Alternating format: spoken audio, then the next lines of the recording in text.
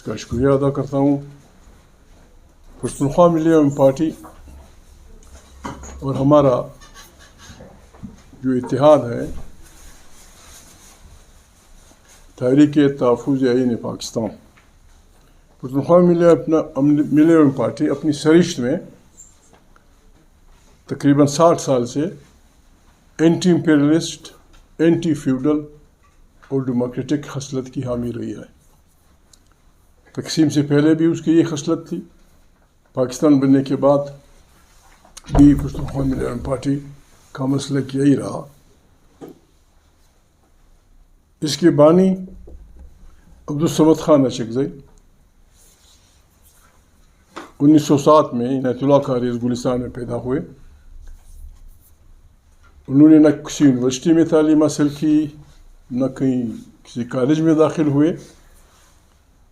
گھر پہ اس وقت کی علماء کی، اپنے والد یا والدین کہیں، جو کچھ ان کے بھائیوں کو پڑھایا گیا. 12-13 سال کی عمر میں وہ مروجہ جو دینی کتابیں تھیں یا جو علم کی کتابیں تھیں، حافظ شیرازی اور شیخ سعدی اور قرآن کریم، یہ ان کو پڑھا دی گئی تھی. دونوں کو جب سرکاری اسکول میں داخل کیا گیا تو دے ور ایڈمیٹڈ ان تیسری جماعت میں جب وہ داخل ہوئے، دونوں قرآن کریم کی تفسیر پڑھ سکتے تھے، کوئی بھی سوال کا جواب دے سکتے تھے. فارسی اور عربی دونوں زبانیں انہیں آتی تھیں. عبدالصمد خان اچکزئی نے تقریباً مڈل تک یہ ساری کلاسیں 3 سال میں ختم کی. وہ خود کہتے ہیں کہ میں باہر کی دنیا سے بالکل نہ بلد نہ خبر آدمی تھا. جب باہر نکلا تو جو حالت تھی کہ میں نے اپنی سوسائٹی کی اخلاقی، سیاسی اور تمدنی، مجھے اپنے اندر کی روشنی نے یہ میری رہنمائی کی کہ ہماری اس بربادی کی وجہ خارجی حکمرانی ہے. تو میں نے بچے کی حیثیت سے یہ پہلا فیصلہ کیا کہ میں انگریزی سرکار کی ملازمت نہیں کروں گا. دوسری، جب میں باہر دنیا کو آیا، باہر جو کچھ ہو رہا تھا، ہماری مذہبی اور دونوں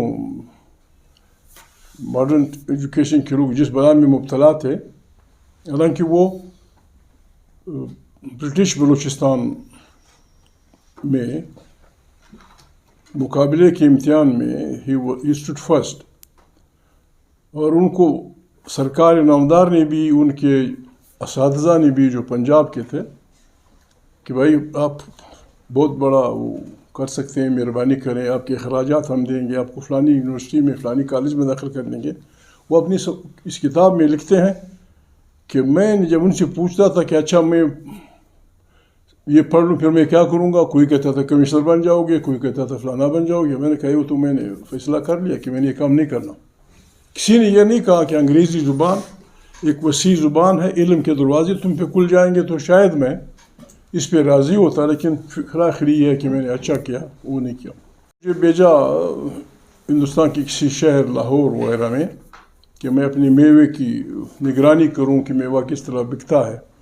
وہاں میں بعض پارٹیوں کے جہاں ان کے وہ ہو رہے تھے، میں ان کی کانگریسوں میں گیا، پارٹی کی کانگریسوں میں. وہاں مجھے کانگریس پارٹی کا جو راوی کے کنارے وہ ہو رہا تھا، وہ ذرا زیادہ مجھے بہایا. وہ جس انداز میں غربت کی اور غلامی کے خلاف بات کر رہے تھے، تو وہاں 2 آدمیوں کی تقریروں نے مجھ پہ، میں کسی کو جانتا بھی نہیں تھا اور نہ کوئی مجھے جانتا تھا، 2 آدمیوں کی تقاریر نے مجھ پہ بہت زیادہ اثر کیا. ایک safe Uddin کچلو، I don't know کہاں کا رہنے والے تھے وہ، سیف الدین کچلو. ایک کاکا سنوبر حسین مومن، وہ بھی سوشلسٹ اورینٹڈ آدمی تھا، انگریزوں کے خلاف مومن ایجنسی. ان 2 کی تقاریر نے مجھ پہ اثر کیا. یہاں سے میں نے ایسے محسوس کیا کہ ہمیں بھی کچھ کرنا چاہیے. ہمیں پتہ نہیں تھا کہ کس طرح ہو.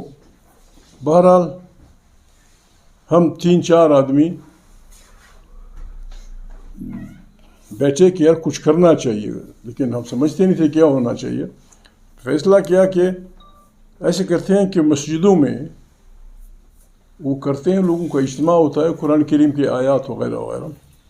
تو رمضان کا مہینہ تھا.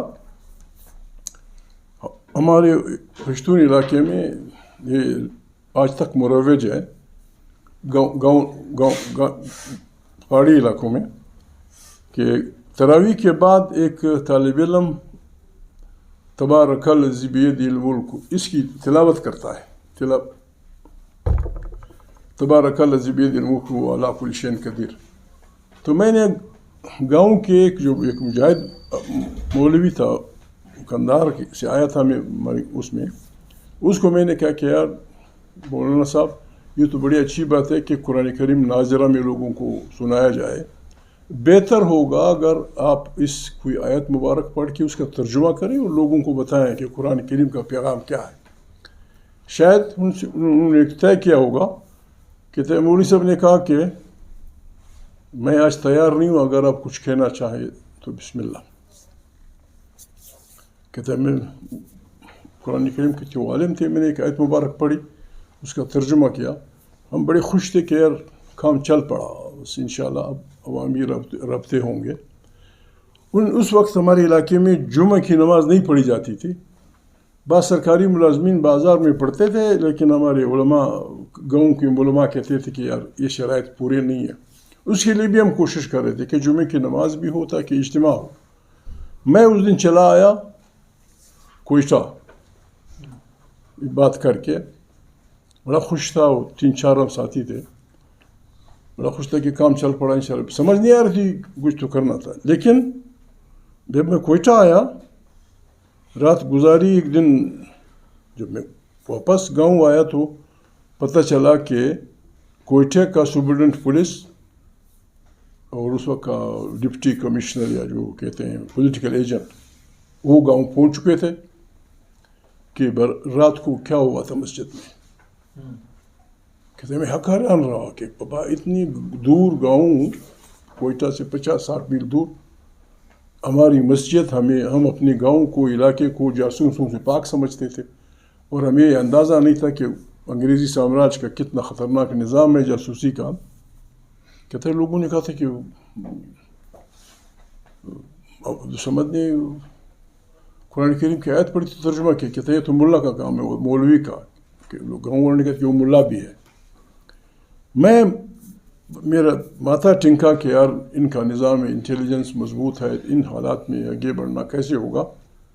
دوسرے دن مجھے بلایا گیا ڈپٹی کمشنر، کہتے کوئی بلا رہا ہے، میں اس کتاب میں ذکر ہوگا.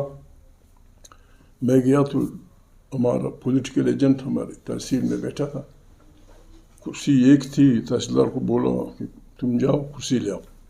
مجھے کہا کہ محمود عبدالصمد، میں جب جوان تھا تو میں سوشلسٹ تھا، میں انگریز ہوں.